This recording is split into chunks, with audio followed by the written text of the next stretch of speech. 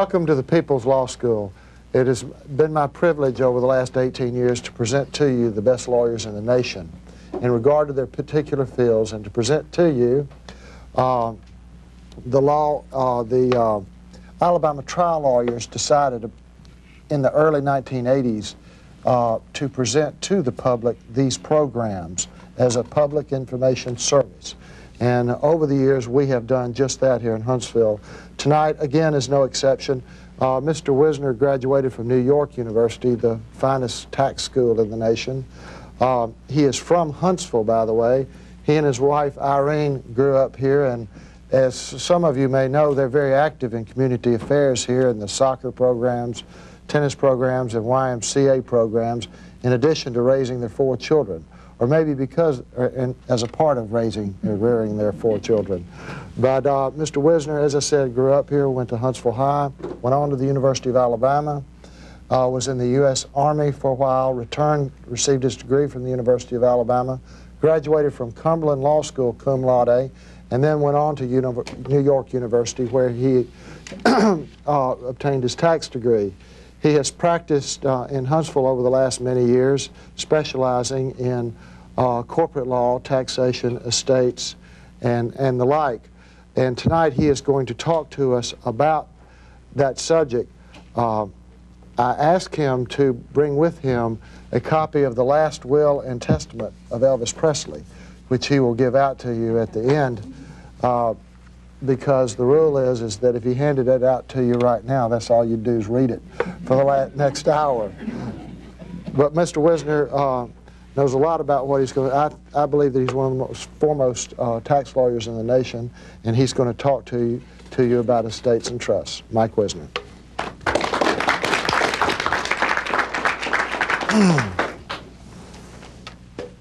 Okay. Yeah, Alan asked me to beef up my little presentation there, and when I told him I didn't have anything else to put on there, he was giving me a hard time about it, and I said, well, Alan, what would you put on yours if I asked you the same thing? And he just went, well, I don't know. But anyway, I did bring a copy of Elvis's will. It's not really that exciting, but I do note that there's a couple of items in this will that could have been done probably a little bit better, or perhaps had more thought given to them, and I'll touch on those. And they are items that I'll be going over in my outline. I'm going to follow my outline kind of closely, so if you want to make notes in it, if anybody either has a question or wants to clarify something I say, just raise your hand and I'll take a question during the presentation, or at the end of the presentation I'll be glad to talk to anybody about anything they want to talk about. I'll stay as long as anybody wants to stay. The way I like to do these presentations is talk first about an intestate situation, and that is an estate where we don't have a will.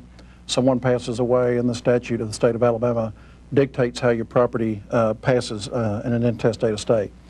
The first item is, if you don't have a will, you don't name who's going to handle your estate. The personal representative in Alabama is set out in the statute. I've got it here. The order is your spouse first. And for most people, that's fine, because generally people do pick their spouse to be their personal representative. The second is, if the spouse doesn't survive or can't serve for any purpose, the children can serve. Now you'll see there I've got if in Alabama, and I think what surprises people often is that if they have children, none of whom live in Alabama, they can't serve. It's that simple. There's got to be somebody else that the court would appoint to serve in an intestate estate. Next in line is the largest creditor of the estate. The reason for this is sometimes people have debt, they pass away, and the heirs say, well, let's just not probate the estate. Then the creditors can't prosecute the claims against the estate, but the creditors can come in and actually be appointed the personal representative for purposes of prosecuting claims. Behind the largest creditor is the county administrator. Right now in Alabama, or in Madison County, there's an attorney that handles estates as a county administrator. The probate court appoints one of the lawyers. And then in rare cases, the court will appoint someone other than the county administrator, perhaps a neighbor, a good friend, if there's a demonstration that that's an appropriate person to do it. The main thing to remember in an intestate estate, at least with respect to the personal representative, is that an out-of-state resident can't serve. It's that simple. The way the estates pass in Alabama under the intestate laws is, if you pass away and you have children who are all children of your surviving spouse and you have no other children, then the first $50,000 goes to the spouse and the balance is split 50-50. People are often surprised to learn that in an intestate situation, the assets all don't go to the spouse, but that in fact is the case. They don't all go to the spouse, the children will take. Now if you have children that are not the children of your spouse, at least one child who's not the child of your current spouse, then the spouse doesn't have the $50,000 preference, the assets are split 50-50. If there are no children and no parents, it all goes to the spouse. Then the next one is one that surprises most people, and that is if there are no children but you have parents, it's split $100,000 to the spouse and everything else is split 50-50 between the parents and the spouse. So if I die and have no children and have no will, the first $100,000 of my assets go to my spouse, everything else goes 1/2 to my parents and 1/2 to the spouse. So often when the spouses hear this in my lectures, boom, they go out and see a lawyer because that's not normally the desired result. Another thing we have in an intestate estate is we have a requirement that you file a bond.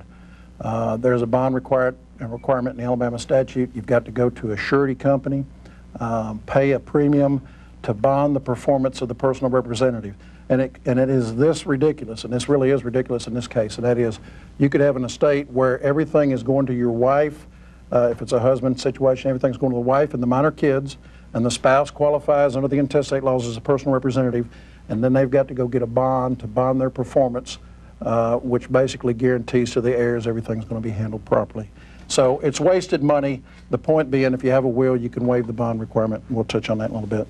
And then the last thing is the accounting requirement. There is an accounting requirement in an intestate estate, and so you have the same types of situation I mentioned with the bond, and that is your spouse could be the personal representative, the primary beneficiary, along with perhaps your minor children. You've got to render an accounting to the court to show the court that you're handling the assets right. And the point is these things take time and money, and they can be waived with a will. The next item here progressing along is non-testamentary estate transfers. Most of y'all probably know that you can structure your assets so that some of the assets will pass without going through your probate estate. The best example would be a joint and survivor deed with right of survivorship attributes to that. Most husband and wife own their houses with these types of deeds. So if one of the spouses die, the house goes automatically to the other. There's no probate requirement. There's nothing else that needs to be done. We've also got that situation with a life interest. Sometimes a parent will leave a life estate to a child perhaps with the remainder in the grandchildren. So if my parents had left a life estate with me and a farm, remainder to my children, then upon my death, my will doesn't govern that piece of property. It goes automatically to my children by right of survivorship. That's a little less common than the joint and survivor deed. Joint interest with a bank account. You're all familiar with these if you've had your spouse on a bank account with you, or if perhaps you've had a parent or child on a bank account with you. Another way we transfer property at death without a will, and this is actually a pretty common way to transfer property, and that is with an inter vivos or a lifetime trust. A few years ago, it got to be the rage to have a living trust, and a lot of people still do like living trust to avoid probate altogether. And a living trust is simply a trust that you set up during your life. It's revocable. You can amend it, you can modify it, you can terminate it, but if you keep it in force, what you do, if you're trying to avoid probate, is you move all your assets into this trust, and upon your death, there's no will to be probated, there's no probate procedure. The assets simply stay in trust for whoever the successor beneficiary of the trust is, or else if the trust provides at your death it terminates, then the trustee, the successor trustee, would distribute the assets out to the trust beneficiaries. We also have contractual beneficiary designations. The most common that y'all would be familiar with is life insurance. Life insurance contract is just that. It's a contract. It has a provision in it that allows you to designate the beneficiary, and if you've properly designated the beneficiary, those life insurance proceeds will go to your designated individual without going through probate, without your will affecting that. Also, your retirement benefits normally will be will transfer to a designated beneficiary unless you've made your estate the beneficiary, or if your beneficiaries for some reason fail, your estate may take. But normally your retirement benefit would go to a named beneficiary. Okay, item E here down here on the second page, I put that on here because it is a way to make property transfer outside of the will, and that is through a disclaimer. You're allowed in Alabama, if you are to take property either by a beneficiary designation or under a will or under the intestate law, you are allowed to disclaim your interest in that property and have it pass as though you were not the named individual. It passed as though you predeceased the person who the property was coming from. For instance, if I have a will that leaves me the family farm, and for some reason, and I'll go into those reasons in just a minute, but if I want that farm not to go to me, but perhaps go to my children, if the will said it goes to Mike, if Mike doesn't survive to his children, I can disclaim my interest and allow that farm to pass on down to my children without it coming into my estate, without it being subject to my creditors, and that's one of the reasons we do this. If you are going to inherit some property and you have creditor problems, perhaps you're going through a divorce, and you decide, well, I can do without the property, you can disclaim it, and it will pass automatically to whoever the successor beneficiary is, as though you never received the property. Another reason we do disclaimers is sometimes when we've got an estate tax situation on an estate and there hasn't been good planning done so that the assets aren't split between the spouses properly, we can still achieve some estate tax savings through a disclaimer. And actually that's where it's used most often, at least in my practice. Okay, general probate procedure, and this is with a will or without a will. The procedure is fairly simple. Someone comes into my office and they say my spouse has died or my parent has died, and either with or without a will, we will petition the court to have either the person named in the will appointed personal representative or the person who has the preference under the statute. And that petition will simply recite the decedent's name, the next of kin and the date of death, and if there is an appointment in the will, the fact that the person who is petitioning the court has appointed or petitioning court has been appointed, or if it's an intestate situation, we'll recite that this person has a preference under the statute. If all the heirs will sign a waiver of the requirement that we have a hearing, the judge will sign an order granting letters testamentary to the personal representative without a hearing. In other words, we can actually start the probate procedure without going to court. The judge will do it routinely without, as long as, got a telephone up here, as long as everybody signs a waiver. Now, if one of the heirs doesn't sign a waiver, then there is a requirement that we have a hearing. Horrible.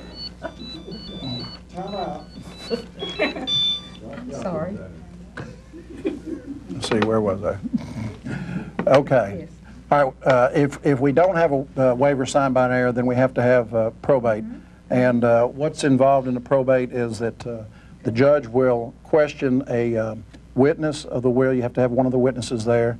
And unless the will is what's called self-proving, and I'll tell you about that in just a minute, if it's self-proving with a notary, then the judge will simply come in and hear testimony from the personal representative about the decedent's death, and then issues a letter testamentary to whomever the personal representative is going to be.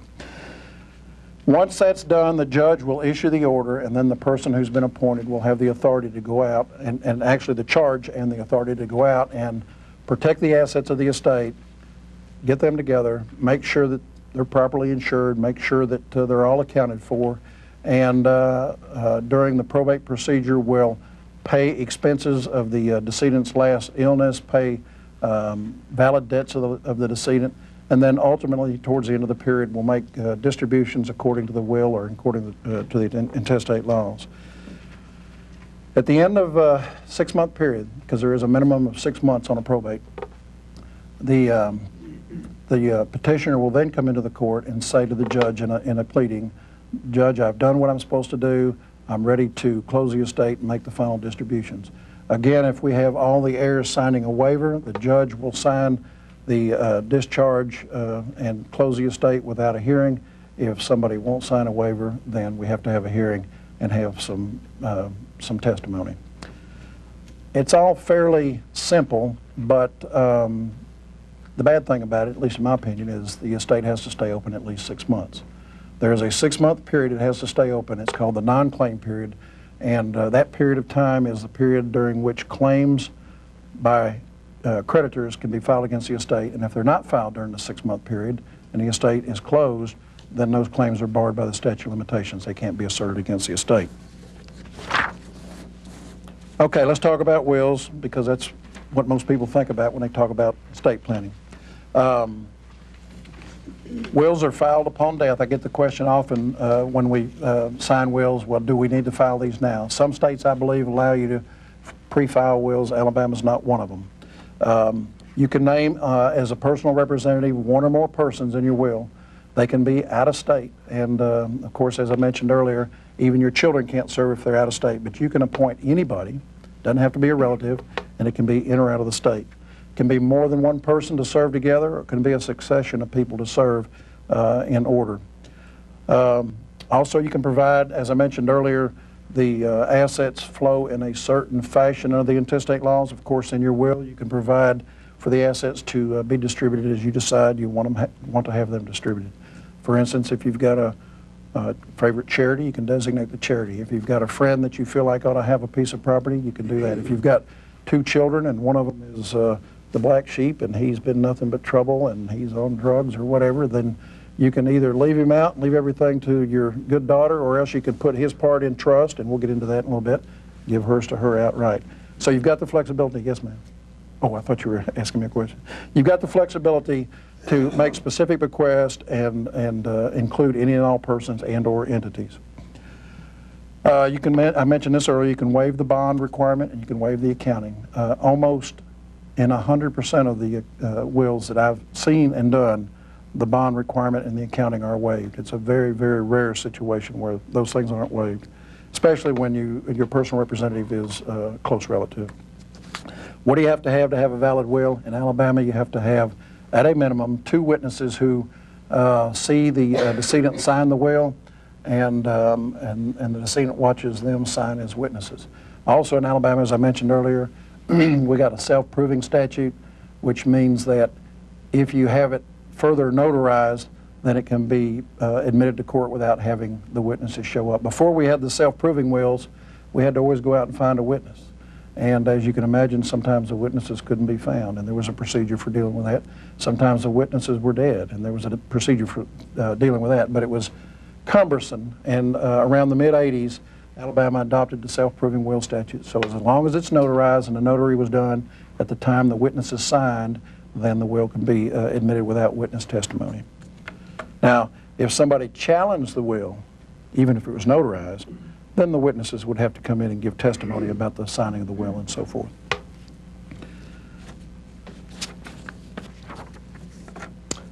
Okay, let me talk about B. I don't even have these pages numbered, but reciprocal or contract to make wills. And the reason I want to talk about that is I've actually had 2 of those in the last couple weeks.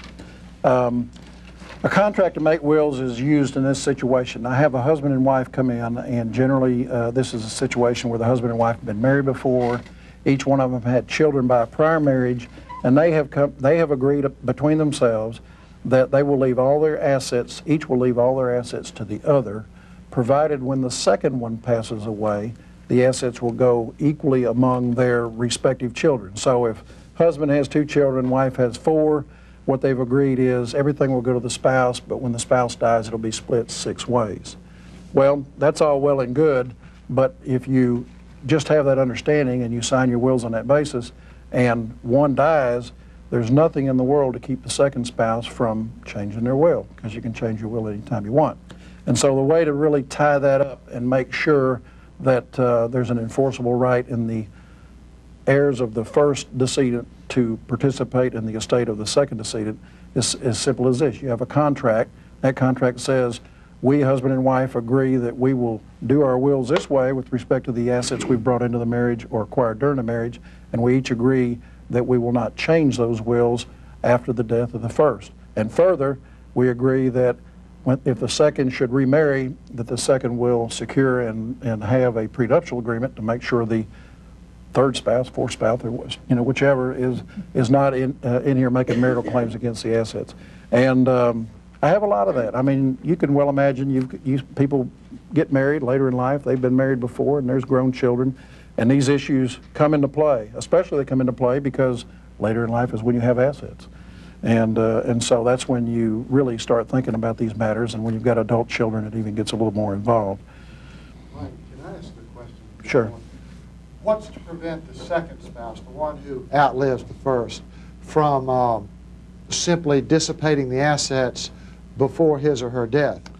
There's probably no way to keep them from doing that. In other words, if they could actually defeat the contract to make a will and the will by simply going ahead and giving it to their daughters. They could probably do that. There might be a contract claim, but by the time that person has passed away and made those gifts, what are you going to do? Sue an insolvent estate? I mean, there's probably no way to do that.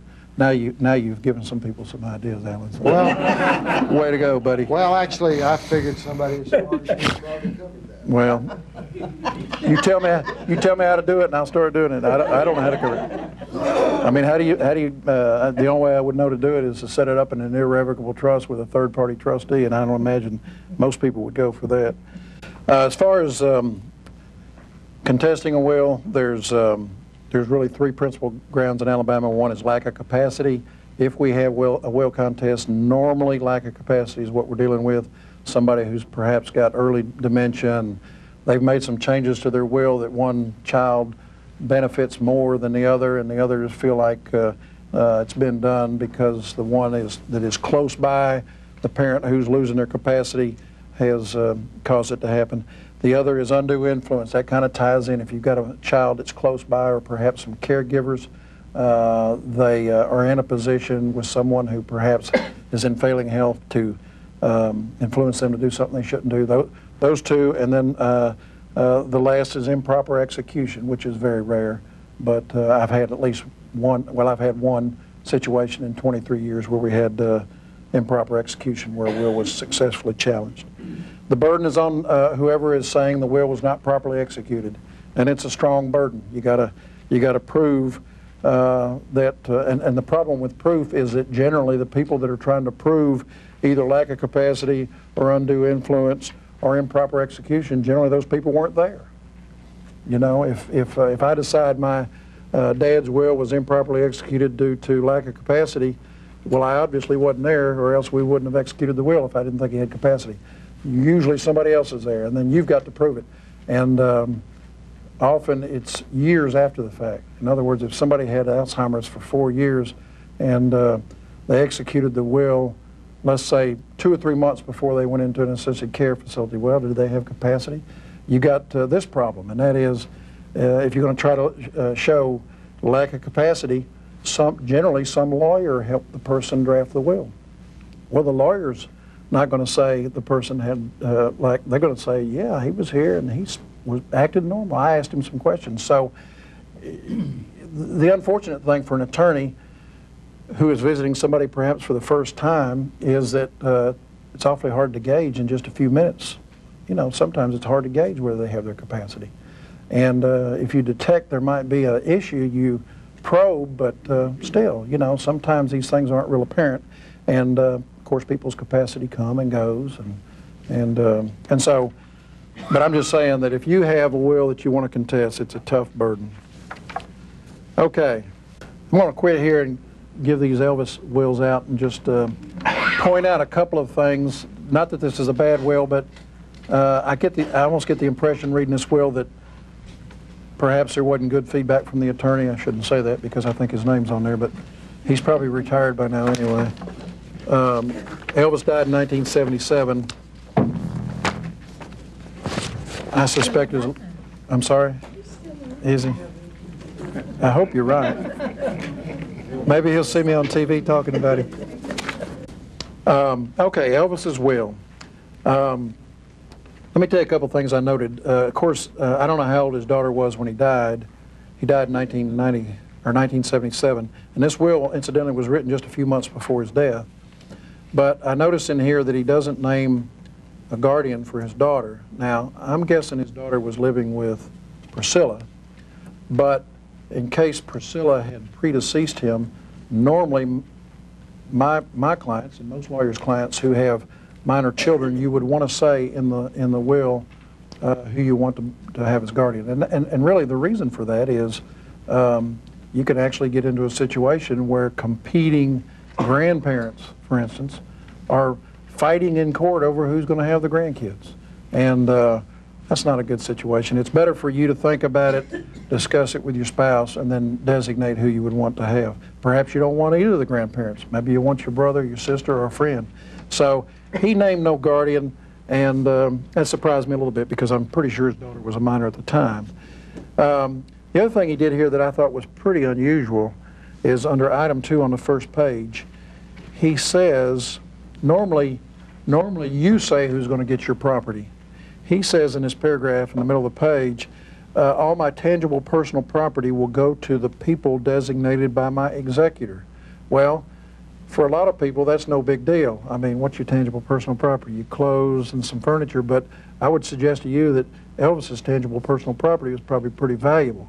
And he is saying in here that the executor decides, but then he goes on to say he'll have complete freedom and discretion provided he shall act in good faith and in the best interest of the estate and my beneficiaries. Well, he seems to give the guy a lot of, the guy being his father, seems to give his father a lot of leeway, but then he says it's got to be in the best interest of my beneficiaries. Well, I would suggest to you that it's never in the best interest of your beneficiaries to give the property to anybody but your beneficiaries. So it seems broad, but it's a little more narrow by the fiduciary standard that a personal representative has. Okay, he goes over here on the next page, and under item 4 where it says residuary trust is where the meat of his estate is. And basically that says after we get past my executor being able to distribute my personal property, then I want a trust for my heirs, and in this case my heirs are my daughter, any other lawful issue, which means children and grandchildren, which I thought was real interesting because it almost sounds like he was thinking maybe I got some more kids out there, but maybe he's talking about his grandchildren, his grandmother, and his father. And then he's got a provision here under 4, and such other relatives of mine as are living at the time of my death, who in the absolute discretion of my trustees are in need of emergency assistance for any of the above purposes. So that one's kind of unusual. Other relatives, I mean, who are your relatives? 4th cousin, 5th cousin? I mean, where does that stop? I'm not sure there's a real hard definition of the word relatives under the law. At least it would probably differ from state to state. Then he goes on to say that once my father and my grandmother have passed away, then I'm left with my daughter only. Then at that point, the trust will continue for her, but only until she's 25 years old. Now, I don't really know what else was worth. I've read somewhere he's worth about $10 million at his death. But generally speaking, most people would not leave $10 million to a 25-year-old, especially if they're not real close to 25 already. Now, if you got one real close to 25 and you know it's a good kid and they're smart and all that, that's one thing. But I think in 1977, Lisa was probably at least a young teenager. So the 25-year-old provision really kind of surprised me. But then the next provision here says if she's gone and has left any children, my grandchildren, then their trust will last until 18. So if Lisa had one child, how many children does she have right now? 2? 2? Okay. Well, and that estate now is 100 million plus. But anyway, the point is normally these kinds of assets, you're going to have a trust that's going to last significantly longer than 25, significantly longer than 18. And I just think whoever he was talking to about this probably wasn't an estate planning lawyer, and I just don't think much thought was given to it. And I could be wrong. Maybe they talked about all the right things, and he said, no, I want it to be simple, 25 and 18. He's got a provision here that says if he's not survived by any lineal heirs, and at that time, again, Lisa was his only child, this is item 6, it says it will go to my heirs at law under the intestate statutes. Well, that seems to have little thought to it. I mean, here is a man who's famous, his assets are worth millions, he's got millions in liquid assets, and he says, if my one lineal heir daughter is gone, it's going to go to my intestate heirs. And I would suggest that's probably to people he doesn't even know. I mean, it's potentially to 3rd and 4th cousins, just depending, because I know at this point his father and mother are gone, his grandparents gone, his lineal heirs are gone, he has no brothers and sisters, So you're talking about, at that point, the intestate laws in Alabama would say it goes up to the grandparents and down their lineal lines. So you're talking about people you don't even know. The next item there that caught my eye was this item number 8. As I mentioned to you, and even in 1977, this was the law. I started practicing law in 1979, and life insurance was includable in the estate then, and I'm pretty sure 2 years before that it was. So just the fact that this provision is in here makes me think that he had some life insurance, and it certainly wasn't in the life insurance trust, so this provision wouldn't be here. And it says, if I have any life insurance payable to my estate, it will be used to pay my estate taxes.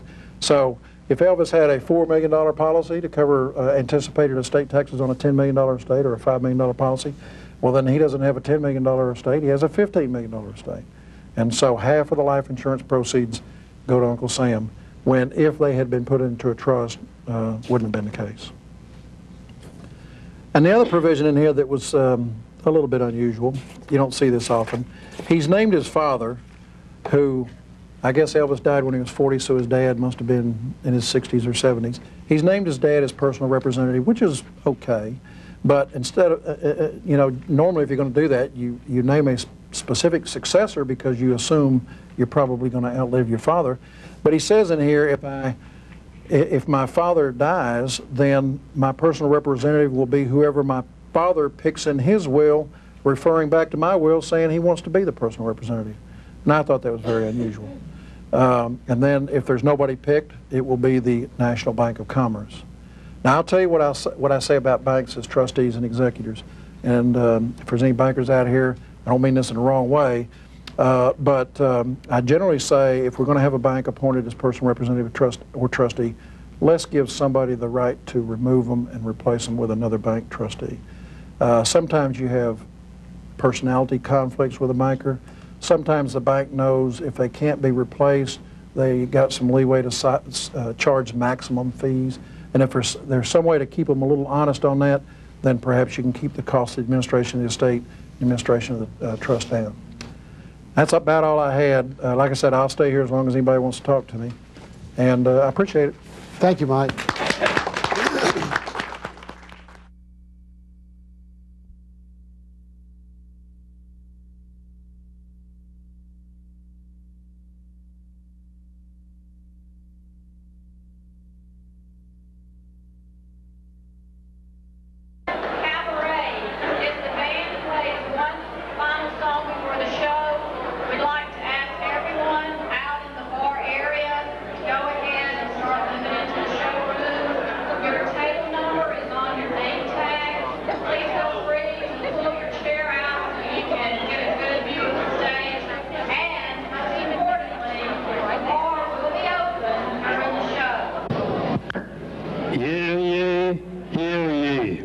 This show is now in session.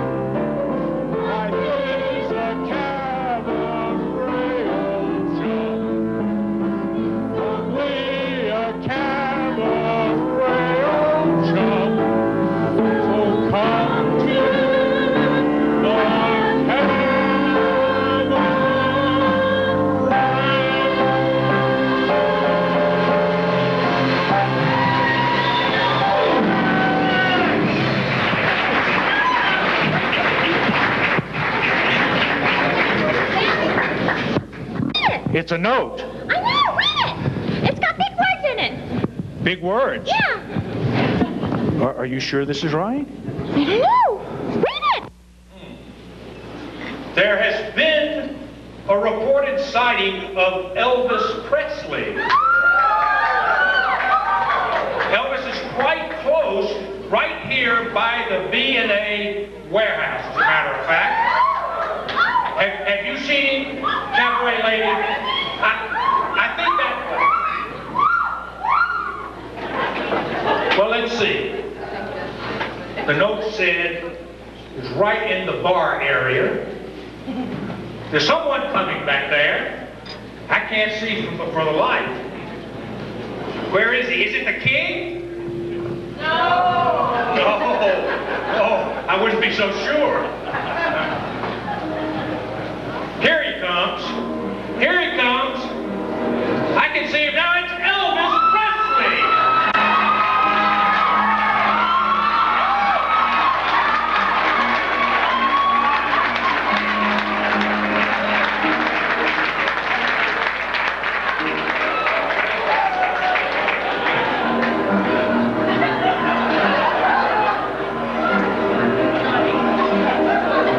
I signed a judgment for $1 million. The verdict was intact, but it was subject to appeal, and they sent that verdict right back.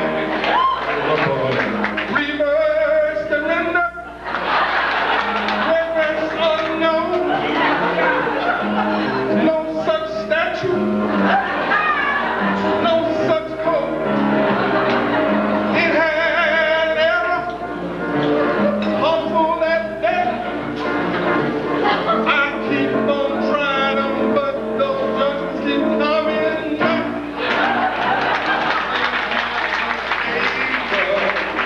Issues just the same. Then I ruled the other way, but it came right back again. And I said, reverse the render. That's unknown. No such statute. No such song. Next time I just remind myself, you're gonna get reversed again. At least I won't have to work very hard unless it's a remand. Reverse the render. Reverse the render.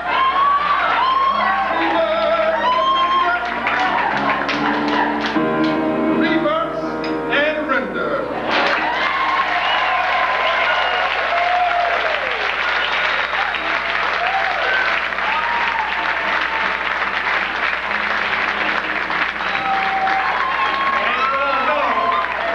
As you all know, Justice England was a very fine circuit judge before he went on the Supreme Court, and he's always appreciated and remembers his relationship with trial lawyers and his lawyers who try cases. And I'm sorry to say that there's no CLE credit for this next number, but Judge England has agreed to demonstrate the proper way to charge a jury.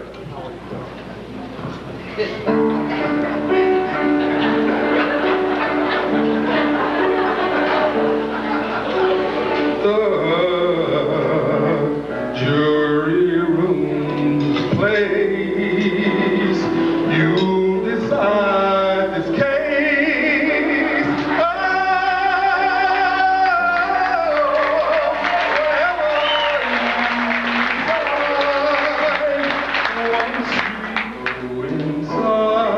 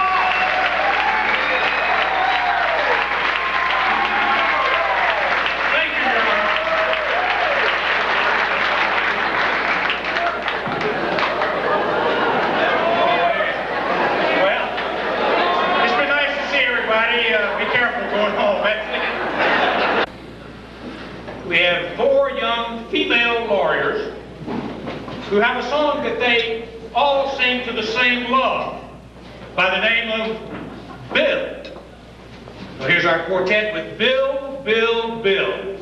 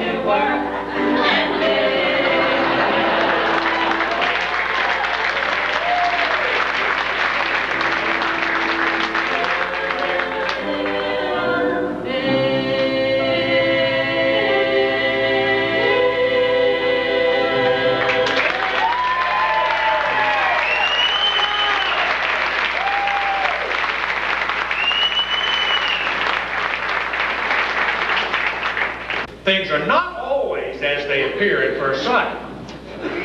So here tonight to give us another spin on this proposition, that things are not always as they appear, please welcome Annetta Barrett right here.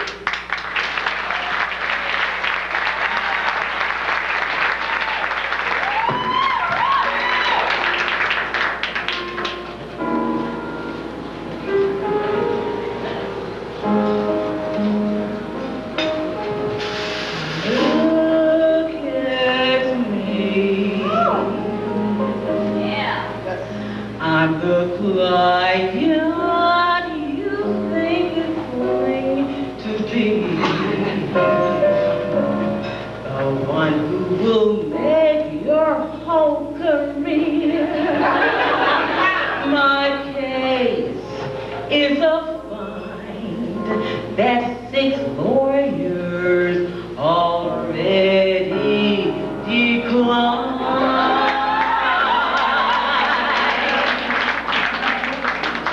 Check the facts, and my story starts to spring 1,000 cracks. Did I mention the reason? I know my case is so clear. I went to law school for almost a year.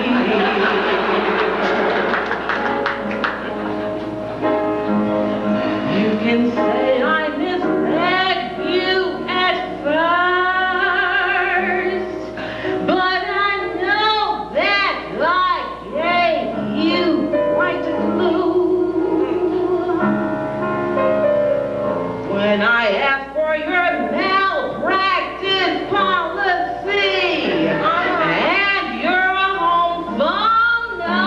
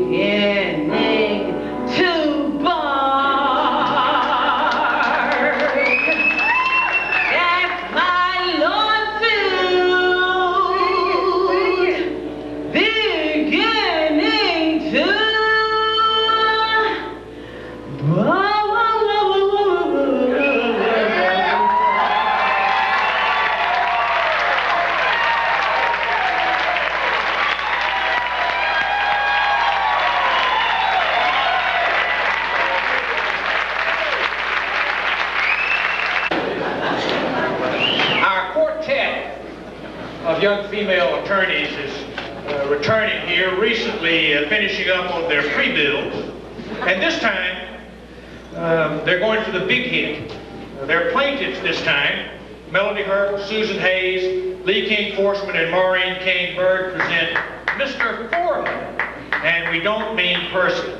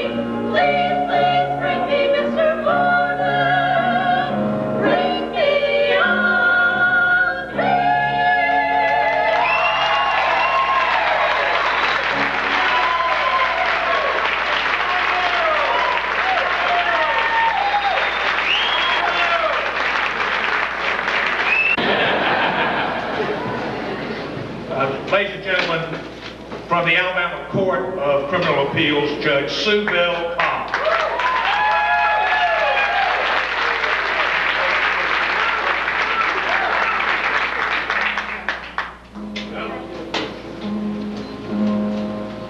Thank you, John. It has really been fun tonight, hasn't it? And we enjoyed the food, the drink. And how about that talent here at the Birmingham Bar Association? It's unbelievable, isn't it? It's been wonderful. It's been a wonderful evening. But now it's time for us to pause for just a minute and let's think about the real reason why we're here. And that's the children. You know, when Lavella asked me to do this in the summer, I didn't know how I could refuse because of the cause. It's such a wonderful cause. I believe the children are our future. Teach them well and let them lead the way. Show them all the beauty they possess inside. Give them a sense of pride to make it easier. Let the children's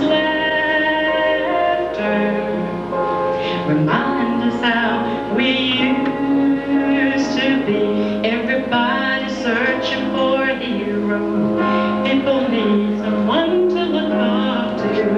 Never found anyone who could fill my need.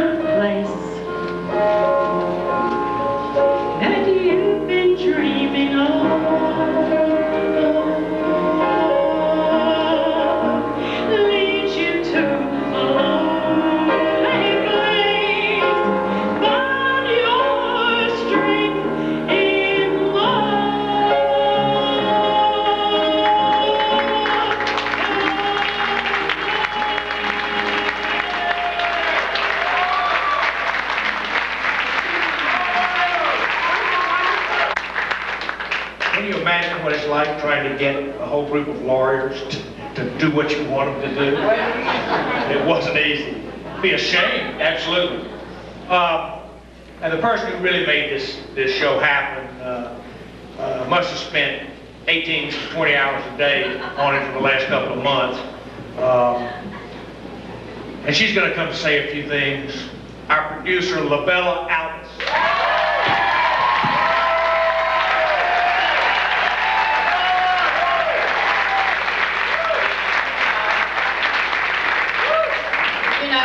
You've all heard the old adage that you don't want to quit your day job. Well, John Falconberry, the band, this cast, Maureen, Tom Berg, y'all can quit your day job. Y'all were great. This show has been really even longer than in the months in making. I can remember when I first started practicing law, Fred Ingram and Bill Clark and myself and others sitting around dreaming of the time that we could do a show like this. And there were so many obstacles, from cost to time involved to getting lawyers free to rehearse, that it was many years in the coming. But with the advent of the Birmingham Bar Foundation several years ago, the charitable arm of our bar, and with all of your help, everybody in here who helped bring the cost down, this wonderful cast that made it all come together, we were able to realize a dream.